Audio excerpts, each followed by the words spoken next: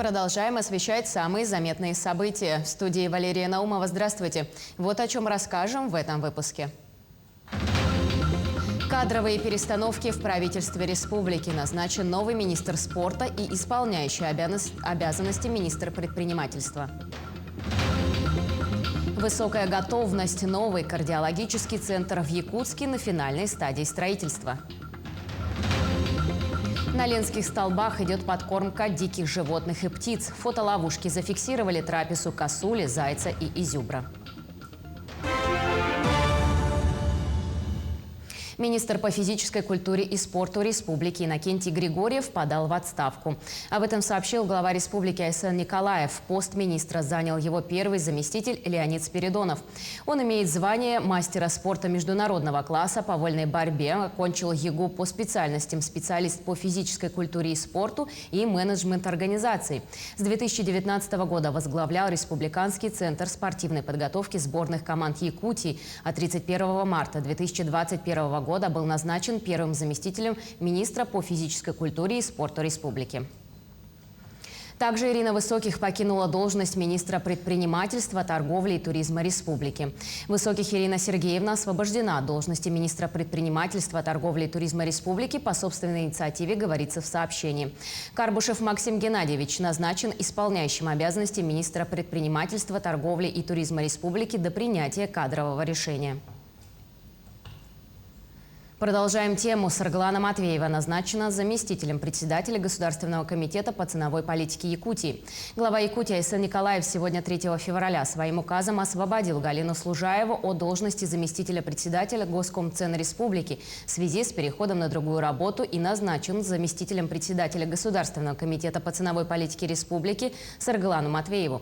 До своего назначения Сарглана Матвеева работала заместителем руководителя департамента регулирования организации коммунального комплекса, цифровизации и мобилизационной работы Государственного комитета по ценовой политике республики. Подготовка к пропуску весеннего половодья идет в штатном режиме. Ослабление прочности льда проведут на 77 затороопасных участках рек Лена, Алдан, Колыма, Амга, Нюя и Тока. Ленское бассейновое водное управление будет контролировать эту работу. Об этом сообщили сегодня на совещании комиссии по чрезвычайным ситуациям Якутии по безопасному пропуску паводка. Также установят безопасный режим работы гидроузлов на Вилюйском и Колымском водохранилищах.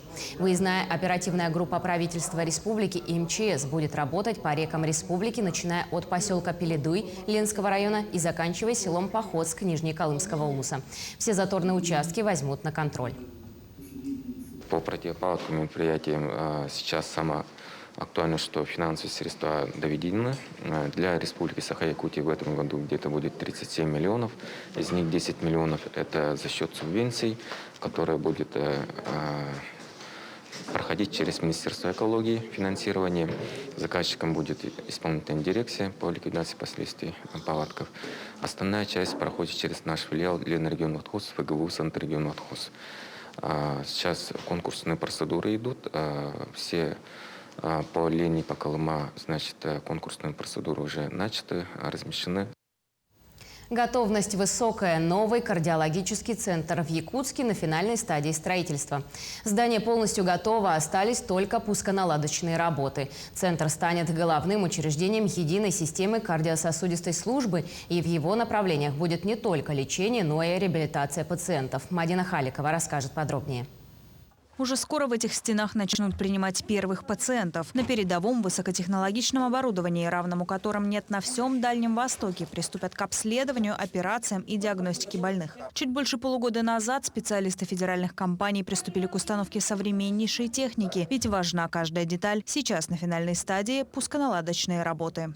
Мы монтируем здесь операционные чистые помещения, системы чистой вентиляции и систему телемедицины. Это крайне современная, на самом деле, система, которая позволяет хирургу получать, во-первых, помощь, если ему необходимо проконсультироваться с какими-то специалистами, которые находятся в любом конце планеты. И сами помещения, которые мы здесь собираем, они считаются золотым стандартом по всей планете. Здесь будут проводить операции, которых и вовсе никогда не делали в ближайших регионах. Якутия станет центром по оказанию качественной помощи в кардиологии в Дальневосточном округе. Сегодня проверить, как идет подготовка к скорому открытию, приехал первый зампред правительства Якутии Кирилл Бычков. Здесь мы будем выполнять эндоваскулярные операции. Возможности этого аппарата у нас 2D, 3D в качестве, а также со всех позиций мы будем выполнять визуализацию данных патологий. То есть это самое последнее у нас оборудование. Да. Новее этого оборудования нету в стране. Да, и, соответственно, мы должны наших специалистов немножко доподготовить для того, чтобы дообучить, чтобы они могли полностью использовать возможности такого современного комплекса. Работать в этом кардиососудистом центре будут более 1000 специалистов, от нейрохирургов до терапевтов. Это самый высококвалифицированный медицинский персонал. Конечно, ряд профессий, ряд таких специальностей сейчас будут проходить переподготовку. Мы специально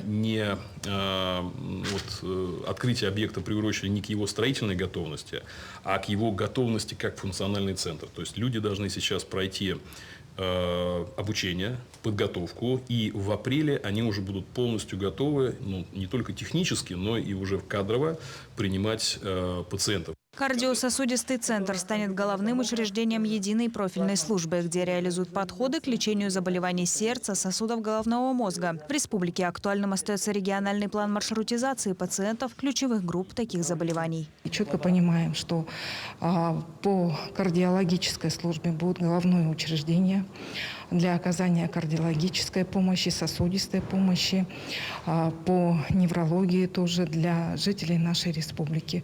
И, конечно же, это все повлияет на снижение летальности от кардиопатологии, от болезней системы кровообращения, от острых инфарктов, от острых нарушений мозгового кровообращения, от хронической сердечной недостаточности.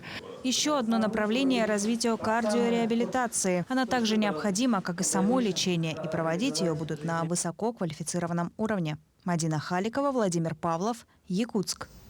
Подразделения Госавтоинспекции Республики в рамках реализации программы федерального проекта «Безопасность дорожного движения» получили новые автомобили.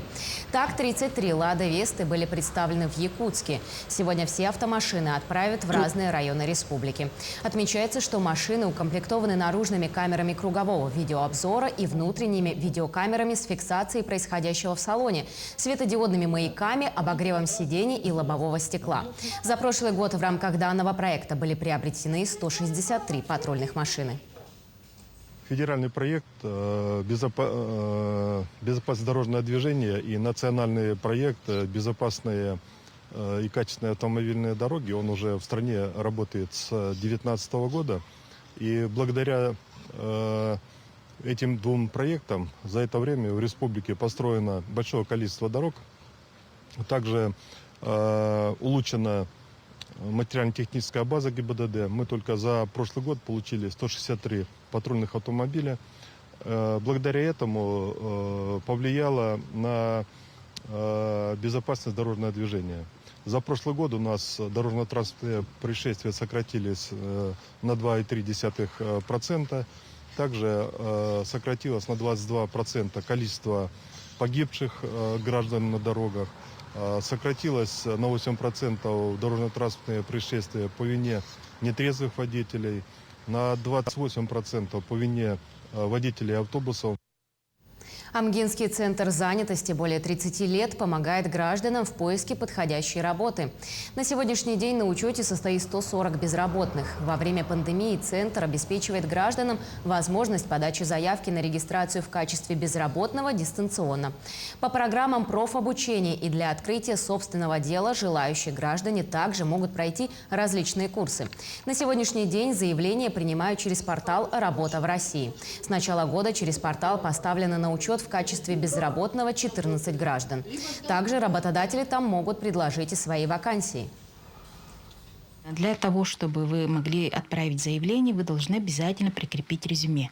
Резюме должно быть полностью заполнено. Если он у вас полностью не заполнен, программа его не примет. В этом случае, например, ваше заявление к нам не попадет.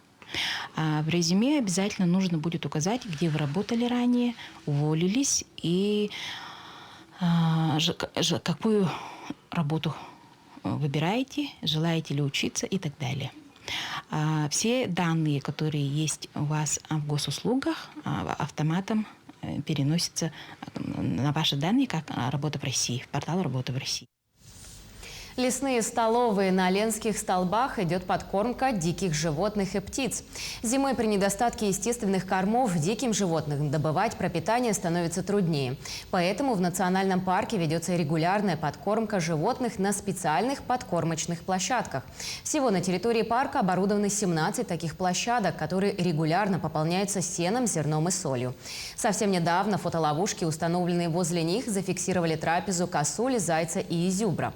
В этом месяце также на территории ленских столбов стартует зимний маршрутный учет. Его итоги могут показать, какие влияния оказали лесные пожары прошлого года на фауну национального парка. С февраля у нас начинается зимний маршрутный учет, и наши госинспектора начинают выходить по маршруту и будут посчитывать диких животных по следам. Также можем примерные численность определить по фотоловушкам, которые у нас установлены по всей территории национального парка. И итоги будут подведены где-то в апреле месяце. В столице Якутии состоялась пресс-конференция, посвященная итогам выступления якутских борцов на международном турнире по вольной борьбе «Гран-при Иван Ярыгин». Республику на традиционных соревнованиях в Красноярске представили 10 борцов. Единственным, кому удалось взойти на пьедестал почета, стал Виктор Рассадин, одержавший победу в весовой категории до 70 килограммов. Главный тренер сборной республики Александр Оконешников в ходе пресс-конференции дал среднюю оценку общему выступлению своих подопечных. У нас задача сейчас пройти 2 учебно-тренировочных сбора, у Вити конкретно, да, к чемпионату Европы. Там нам надо пройти уверенно, что без травмы, без ничего. Там дальше будет видно, как тренерский совет будет решать, кого куда отправлять. Будем по ихнему плану работать. В общем, выступление сборной оцениваю средней, потому что у нас одним результатом Вити оценку давать тоже считаю нецелесообразно, но другие наши легковесы отпороли средней. На этом у меня все. До новых встреч в эфире.